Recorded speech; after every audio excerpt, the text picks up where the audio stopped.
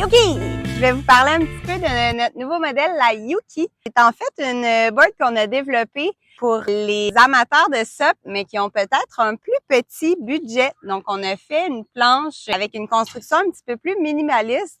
Donc, on a une planche au niveau de la shape qui est 10 pieds 8 et 33 pouces de large. Donc, on a vraiment voulu opter pour une planche all around qui va convenir à absolument tout type d'utilisateurs, donc que ce soit pour te balader en lac ou en rivière.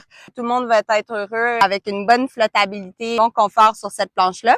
C'est une planche qui va super bien se diriger, qui va avoir de la facilité à garder son cap. Je parle un petit peu des accessoires. On a la pagaie hybride qui vient avec, donc 3 morceaux. Là, elle est déjà montée, mais on peut la défaire en morceaux, enlever la poignée, ça rentre dans le sac, c'est super léger. On a notre pompe double action, donc on a minimisé un petit peu au niveau de la pompe. Nos modèles réguliers viennent avec une pompe triculation. Ici, on est allé avec une double action qui est quand même super efficace.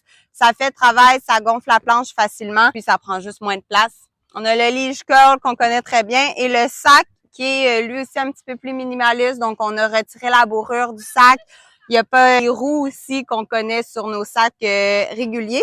Fait que si je parle un petit peu plus des features de la planche en soi, on a ajouté les D-rings ici. Donc, il y a 4 D-rings au centre en métal, donc super solide pour les utilisateurs qui voudraient peut-être installer un siège sur la planche. Sinon, ben on a les élastiques à l'avant, transporter de l'équipement.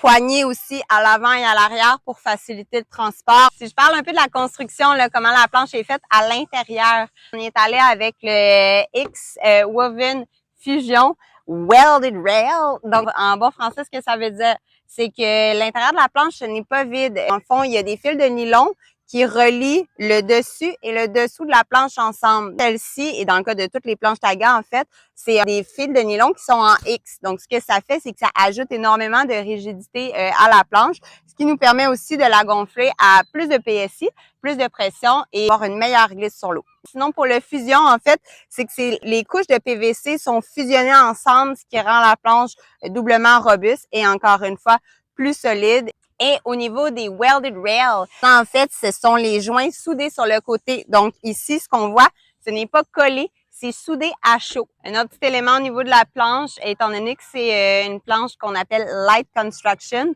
mais elle est aussi un petit peu plus légère pour le transport hors de l'eau, étant donné qu'on a coupé certains éléments là, au niveau de la construction. Au niveau de la configuration des ailerons, donc on a 3 ailerons ici. On a des ailerons flexibles qui sont en fait intégrés à la planche, donc ils viennent avec, pas besoin de les installer. Et on a notre aileron central qui est un aileron Dolphin de 8 pouces de long, donc super rigide celle-là, donc elle n'est pas flexible, elle est super rigide, vraiment solide avec le boîtier, facile d'installation, ça ne peut jamais lâcher.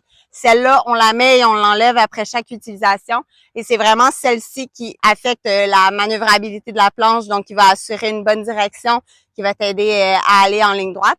Et les ailerons de côté en tant que tels, eux, sont en appui pour lorsqu'on fait de la descente de rivière un peu plus ou lorsqu'il y a un peu plus de courant. On est bien fiers d'offrir ce produit-là qui va peut-être permettre à un plus grand nombre de gens de s'initier au paddleboard sans briser le petit cochon.